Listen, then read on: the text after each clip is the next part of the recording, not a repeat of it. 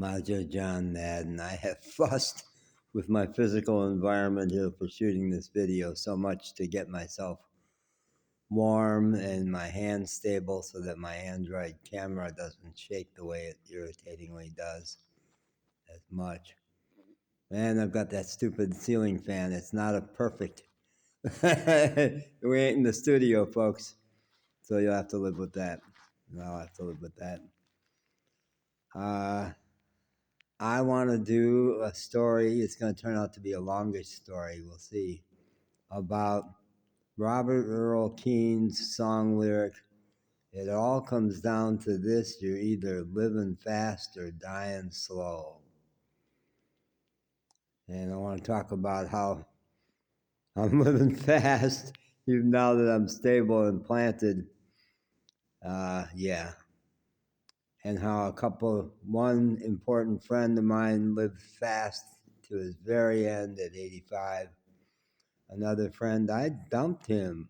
I could find no way around, in some way, saying, man, your life has gotten so boring, I don't want to listen to you anymore.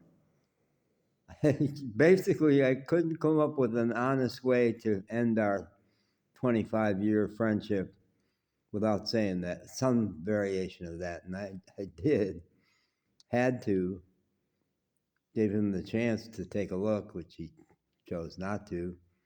And my son, whose life has gotten so middle class and comfortable, and who obviously is living from the position of stay in your comfort zone. That's law number one for my life. Stay in your comfort zone, no matter what. I'm a chilled out person, and I'm going to pretend that that's top to bottom the truth, even though it's clearly not, can't be. Don't say or do anything that would nudge anybody else out of their comfort zone, because then they might do or say something that would get me out of my comfort zone.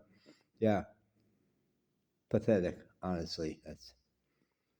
You don't want to be judgmental towards your kids, but as a dad, I'm quite disappointed in him, honestly, after all the ways I encouraged him to be big and reach high. Yeah. And it has included a total rejection of me, judgment of my life as being, my dad travels in a camper van. My father is a loser. That's his position. Certainly missing the point, because I actually am, in broad brush, I am living out my best life. Become a person I endlessly admire, honestly. I don't give myself all the credit. It's clear to me that life has worked me over, beat me over the head and shoulders to turn me into this person. But I'm living the life I dreamed of, living by the ocean in Mexico, swimming almost every day. And the details of it are things not the way I ever pictured it, but way better. My best friends, two of them are solidly indigenous, grew up Mayan, and although they lead quite different lives now, who they are is so rock solid, indigenous, real, amazing. And other friends, my friend David, who's a snorkel and dive instructor in the Caribbean. And when I went for a snorkel lesson with him, he introduced me to the underwater world that I'd always dreamed of so fully that after an hour of this, I was stoned for 3 hours, like, holy shit, how have I gotten through my life without knowing this? And he would periodically, through our 1 hour session, me and one other student, he'd say, life is good, isn't it? And he meant it, and he knows it. And I would look at him like, never have those words sounded so true to me. No, never. Even after a very, very, very exciting 5 years, it was like, oh my God, look at everything that's possible. I'm going to spend the rest of my life doing this, entering that underwater I will eventually take diving classes from him. Absolutely. My friend Monty, my 35-year best buddy, our friendship was face-to-face only for the first year. We said and did really challenging things with each other. We shook each other up big time in that first year. He had stories to the end of things I said to him that rocked the boat. And he was man enough he had no problem getting on board that boat, riding it out. And at age 85, sold his house in Ithaca, New York, moved to Asheville, North Carolina, because he didn't want to die not having had face-to-face time with his 35-year best buddy. Yeah, that's the man he was. And I remained utterly fascinated by his process and who he was. And a lot of the time during those 35 years, we were making audio tapes to each other. We each were driving for various reasons. And we each found those audio tapes wildly interesting. Wildly interesting. What a process. What a life. On the outside, he wasn't necessarily doing things that people would say were exciting, but who he was, always was. Always was. And another friend of mine back in Chicago, we were peer co-counselors for 25 years, something like that. And early in that time, exciting things happened. It was a lot me stirring the pot for him, it was, but him letting it be stirred. We, after a men's workshop, we went to a music festival or a concert in the park somewhere. And the woman he had one date with was going to be there with her teenage daughter. And he was a shy, cautious guy. And I just played the fool. I just stirred the pot like crazy. And they helped something awfully so alive happen between them. They ended up married for a long time. And then midway through their marriage, I stepped out of my role as peer co-counselor and slipped into my role as relationship therapist and shook their tree big time, and they fell back in love with each other. So there were exciting things happen. But finally, me in Asheville and him back in Chicago, I was forced to say to him, I'm not listening to you anymore. No. The dribble you pour over I didn't say this baldly, but it came out basically saying, man, your life you've become the most boring person I know on the planet. I can't believe you actually find these details as interesting about your trip downtown to go to the barber. And oh, Lord, I'm going to shoot myself. And I put up with it just because I want a chance to talk. And I know you're not listening to me because you'll snap back. I'm like, oh, okay, well, I don't know where he went, but he just came back. So I said, this has no authenticity anymore. No, we have to fire each other, man.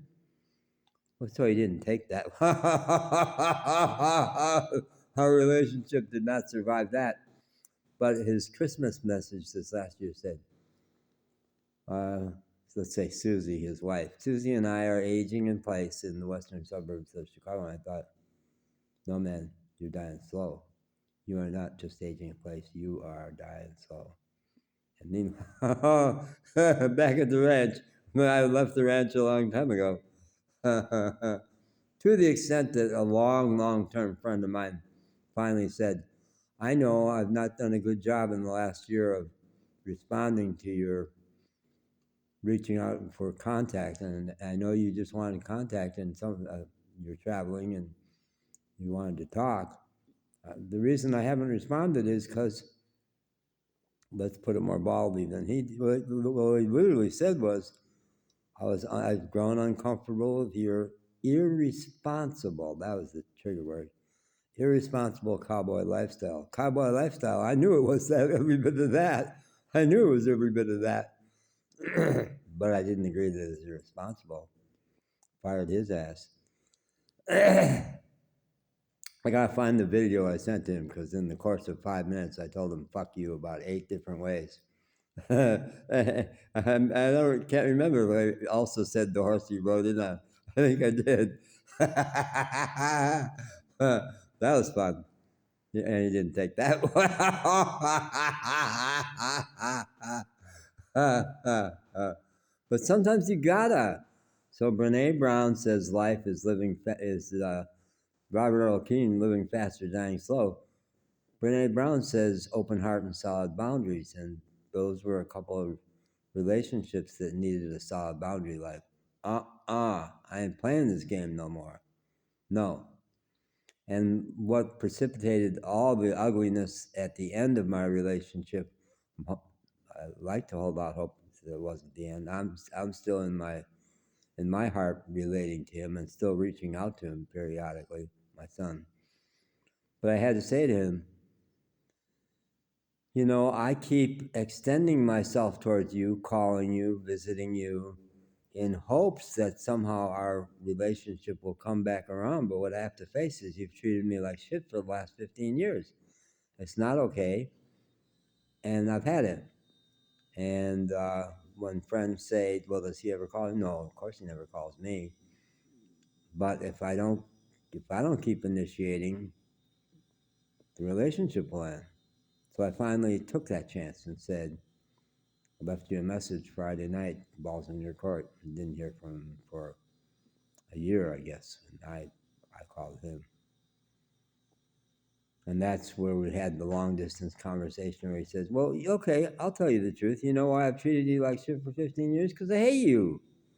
You were the worst father ever in the history of the world. You never cared about me. All of which was absolute bullshit. Absolute bullshit. He had reinvented the story of his life with me.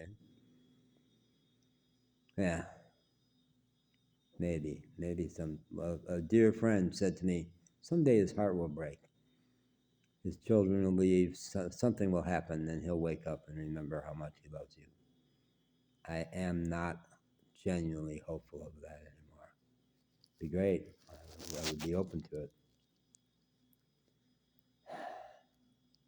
So, how do we tie my years as a Toastmasters public speaker? You're supposed to wrap this up. Well, if you haven't heard the call to action in this, then you obviously we're not been, you checked out a long time ago and said, this guy obviously thinks he's interesting.